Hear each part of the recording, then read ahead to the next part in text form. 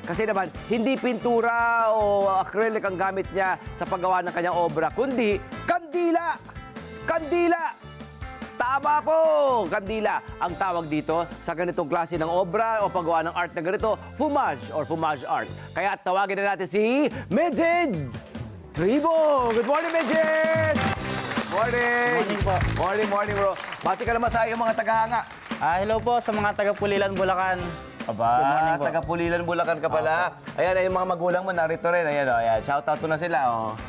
Ay, mami, Shoutout daddy. kay mama ko. Kay mama Aurea and Daddy Ernard. Ayan, okay. Okay. Paano ka ba nagsimula dito sa art ng paggamit ng kandila? Fumage. Fumage ang tawag Apo, dito. fumage. Oo. Okay. Paano mo ito na-discover? Nagsimula po yun nung mayroon ako napanood na French artist po siya. Okay. Scroll ko lang po sa social media tapos nakita ko na namanghana po ako agad. Tapos parang nagalingan ako. Parang kakaiba po. Opo. Then tinry ko. Nung mga unang try ko po, nasusunog. Ganun. Ayun, una na sunog. Okay. Kasi may Mahirap po kinalaman talaga siya. siya. Pero ito pag napanood natin to, itong demonstration ni Mejed mamaya, kailangan nga, sa mga kabataan, kailangan mayroong supervision to ng mas nakatatanda. Pero ito yung maaring gawin ng kahit sino. Hindi ba? Yes, Kahit po. naman sino. Okay. At sino-sino naman ng mga nag-impluwensya sa iyo, yung mga sinusundan mo, mga artist, mga French artist ito. Yes po. Oo. Yung pinagyahan ko po ng Fumage is French artist, pero yung mga nag-inspire po sa akin, mga Filipino artist din po sa mga local din. Yung mga magagaling po talaga dito sa Oo, Philippines. kahit yung mga pintor natin, doon ka kumukuha Yes po, ng mga opo. inspirasyon, ano? Opo. Ito ang magandang ehemplo ng sumusubaybay o talagang laging online or laging nasa social media pero may magandang napupulot sa social media. Yes po. Di ba? Ganitong klaseng inspirasyon, di ba? Art ang kanyang napupulot. Ano bang kailangan natin dito sa ating gagawin sa isang fumage artwork? Yes po, of course, kailangan natin is yung apoy, ang gagamitin natin para magawa ng apoy, yung kandila apoy po. mula sa kandila. Yes po. Okay, akala ko galing dun sa wax ng kandila, talaga yung apoy, Yung apoy po primarily. talaga. Okay. Tapos ito, may nakita tayong ibang mga tools mo rito. Ito ay ginagamit mo para sa... Wala pong, hindi ko po siya ginagamitan ng lapis but Oo. yung apoy lang po talaga. Apoy. Pero ginagamitan ko po siya ng brush, Okay. ng art knife, pambura, Oo. yung mga yan po. Mga white pen. White pen. Yung Pang highlights. white pen, para sa pag-highlight. Highlights Yung na lang po pambura, yan. importante yung pagbura, no? Yung pambura na gagamitin. Opo. Kasi ang laki na itinutulong nitong pambura sa yung obra, ano? Opo, halos siya po talaga gumagawa ng mga Ito yung nagbibigay ng hubog, kumbaga. ng Opo. definition. Sige, umpisahan na natin, ha? Meron tayong oras para maipakita ito. Madali lamang ito, eh. Ito ba ay maaring gawin ng mga, halimbawa, anong edad? Mula anong edad? Siguro po, Basta tag-umpisa na mag-drawing, no? Opo, pwede naman. Basta may mga gabay lang po ng magulang. Kasi apoy din po yung kailangan. Ayun, ha? Hindi Yun ang gagamitin Oo, magandang bilin dyan. Okay, umpisahan natin. Anong kailangan mo? Una po, sindihan natin tong kandila. Unahin na sisindihan. po natin tong gabit na para Okay. magsindi ka agad. Ayan. Okay. Sa mga nanonood, sa mga nakikinig sa Radyo Agila, ipinapakita ni Mejed kung paano nga ba gumawa ng isang fumage artwork gamit ang kandila. Actually, yung apoy sa kandila. Meron tayo ditong papel. Tatapat po natin siya dito. Itatapat lang natin yung Usok po cardboard na lumalabas. sa ibabaw nung... kasi yung usok niya, yung ano nito. Yes po. Yan pala, artwork na yan eh. Parang na po ito eh. Yung... Di ba? Yun. Yung fume, di ba? Yung black na Apa. fume nito ang nagkokos ng para siyang lumalabusaw na artwork, para siyang smoky na effect. Ang ganda. Pag nakabuo na po na tayo ng ganito, Okay. gamitan na po natin siya ng brush. Kunyari po, gawa tayo ng shape. Okay. Gawa po na tayo ng heart. Okay.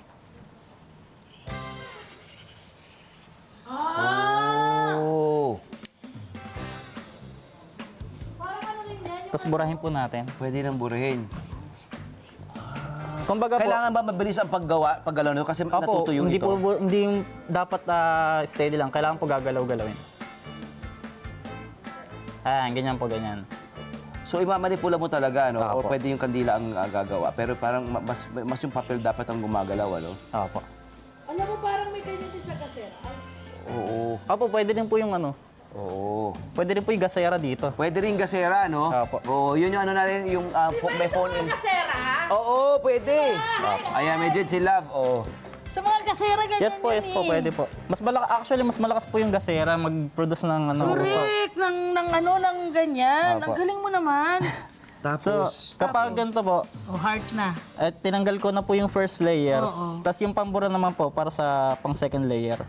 Pwede na po siyang pang highlights. Hindi ito basa. Ito ay talagang moist Oo. talaga yung usok na. Yung parang yung usok po na nagmumulat, may tawag kami doon, nakalimutan ko lang sa probinsya Basta sa kasera.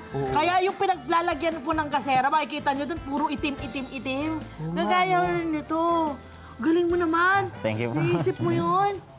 Oh, ayan. So ito pang ano mo na yan, parang pang-define Yes ng po, opo, iyong, ng inyong artist. Oh, meron bang moment na nasunog talaga yung papel?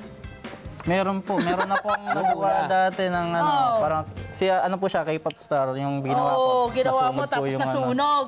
yung gilid niya. Gaano mo katagal inaral yan para ma-perfect mo siya? Kasi syempre, ano talaga yan, di ba? Kailangan mo i-train ang sarili mo Gaano katagal ka nag-training? Ano lang po, self-taught lang, bale, inabot po siya ng 2 years. Yes. Apo. So hanggang sa inayos-ayos mo na. Opo. Parang ikaw nang gumawa ng sarili mong diskarte. Opo, ako na rin po. Papel na ginagamit, may specific ba na papel para dyan? Wala naman po, pero kailangan lang po para sa akin, yung mga makakapal po. Yeah. Para hindi talaga... Cartolina pwede?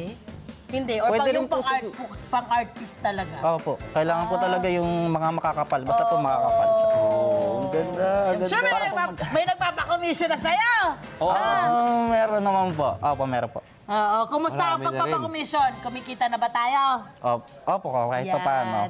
I'm sure Yung mga nakaka-recognize na rin po kasi. Correct. At tuwan-tuwa ang mga magulang mo ngayon. Yes Hindi nila po. na nakikita yan na parang walang future. Ayan.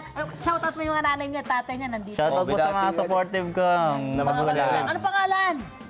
Mama Aurea and Daddy Ernard. Hello, sir. Good job po. Ito Ayan. yung mga Sino? nagawa niya galing to sa sa usok lang ng kandila. Kaya Oh, nga, Brandy, Taylor Swift. Correct. Merong ginawa si Major Kita sa'yo. mo. Si Selena Gomez, tingnan mo naman yung detalye, pati yung detalye nung Galing nung mo. kanyang hikaw. Di ba? Yung mata. Sino ang artist sa pamilya mo? Tatay, nanay, o ikaw Actually, lang wala talaga? po eh. Hindi ko po alam kung saan ko nakakuha. Ito, sino to? Ito, sino to? Si Zorro po and Ex si ko po ito, ex. Billie Eilish.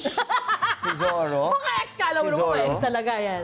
Tsaka si Zorro. Billy. Ayan. Siyempre gusto Billy. natin malaman kasi ang tagal yata ng paggaganon para mas ma-define mo pa yung usok, di ba? Oo. Gaano katagal? Like yung ganyan Ayan, si kalalaki. Taylor Swift. Ayan, si Gaano Taylor katagal? Ganito po kalaki, 4 days po. 4 Straight. days si Taylor Swift. Tol!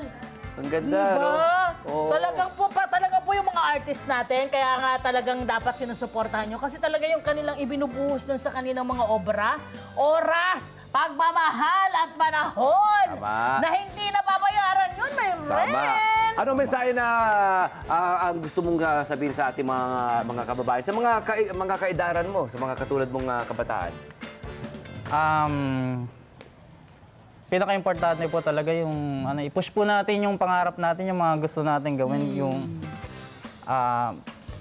ako po kasi minsan na rin po akong sinukuan ko na rin po kasi itong yung pangarap po na Itong pagiging artist Yes mo, po. bakit mo sinukuan? Gusto na yung malaman yun. May mga time din po kasi parang parang stagnant po siya, parang wala naman pong nangyayari. Oo. And kailan mo na-realize na, naku, hindi pwede. Hindi pwedeng ganito yung gagawin ko. Na kailangan kong i-push ito at ituloy-tuloy. Nung may naniwala po sa akin, yung kapatid ko na parang may nakita siyang glimpse ng may potential po. Anong- ganun. Shoutout mo yung kapatid mo. Shout out sa kapatid ko, kay Owen. Kaya, kuya, Mas bata po siya sa akin. mas bata kay sa'yo! Owen. Oh, wow! Close kayong dalawa? Opo. Yes, and alam mo kung ano yung naturo mo sa kanya. Ano sa tingin mo na ituro mo sa kanya doon sa ginawa mong pag-push na tuloy-tuloy ka? Na pwede pa rin po ituloy yung pangarap. Yes. At kagaya niya, kung siya man ay dumating sa punto na parang ayaw na niya, maalala niya, Opo, o nga yung pala, sinabi sa akin." ako pala yung nag-push sa kuya ko. Bakit ako umaano ngayon? Mahusay. Well, hi! Sa mga naman, dyan na bro! Wow, mga Net25. This is Love Anyo Verbo. For more love, Tunipet, and everything updates, just click the subscribe button and follow us on our Net25 social media pages at Net25 TV and Net25 Entertainment Facebook. See ya. I love ya.